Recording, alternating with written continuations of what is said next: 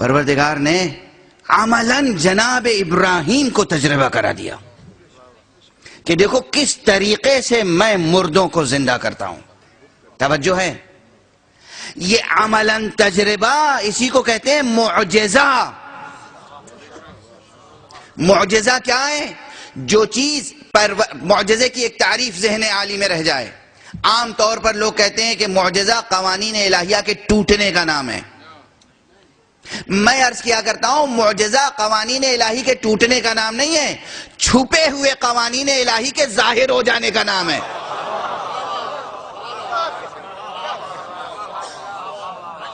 چھپے ہوئے قانون الہی کے ظاہر ہو جانے کا نام ہے معجزہ. پروردگار عالم نے اعجاز کی شکل میں جناب ابراہیم کے سامنے اس حقیقت کو نمایاں کر دیا کہ کس طریقے سے وہ مردوں کو زندہ کرتا ہے. اب ظاہر سی بات ہے ہمارا ذہن اور آپ کا ذہن سب یہ سوچنے پر مجبور ہوتا ہے کہ ایک جناب ابراہیم ہیں، ایک جناب ابراہیم ہیں جو پروردگار کے سامنے کہہ رہے ہیں پروردگار. جب وہ کہتا ہے اولم تؤمن، کیا تم ایمان نہیں رکھتے؟ کہتے ہیں بلا ولکن لیطمئن قلبی، ایمان رکھتا ہوں مگر اس لیے سوال کر رہا ہوں کہ میرا دل مطمئن ہو جائے. یہ قرآن کا جملہ ہے، تاریخ اور حدیث نہیں ہے جسے جھوٹ یا ضعیف کہہ کر رد کر دیا جائے.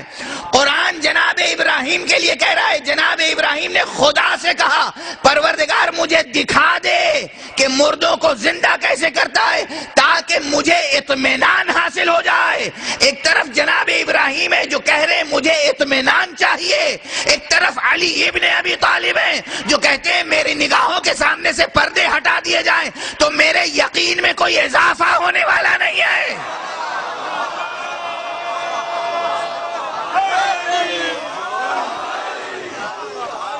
وہ قرآن میں موجود ہے اور یہ تاریخ میں موجود.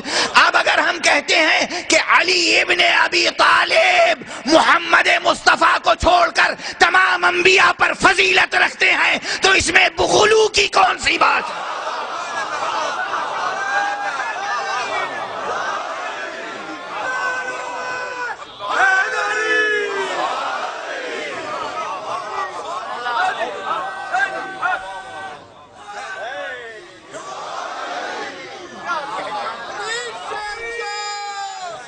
یہ علی کہہ رہے ہیں کہ ہمارے دل میں وہ کیفیت یقین کی ہے جس میں اب کسی اضافے کی گنجائش نہیں.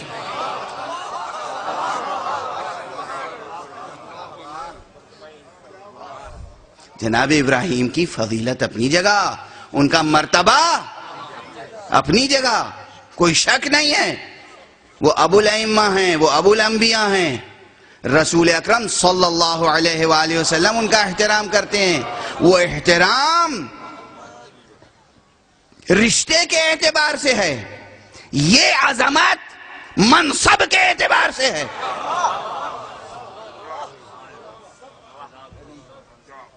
وہ احترام رشتے کے اعتبار سے. ایک دو جملہ کہہ دوں، رشتے کا احترام کبھی پامال نہ کیا کیجئے.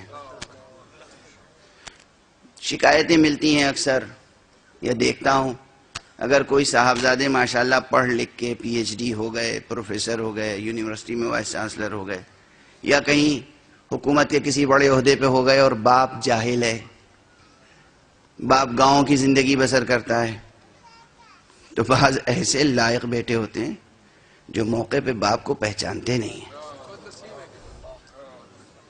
جو تعارف کرانا اپنے لیے کسر شان سمجھتے ہیں کہ یہ میرے باپ ہیں، نہیں، اسے صرف نظر کرتے ہیں. لعنت ہے ایسے بیٹوں پر.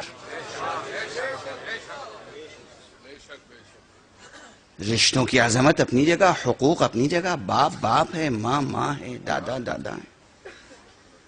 ماں باپ کے حقوق بہت ہیں. پروردگار عالم نے قرآن مجید میں کہا ہے انشکر لی ولوالدیک، میرا شکر ادا کر اور اپنے والدین کا شکر ادا کر.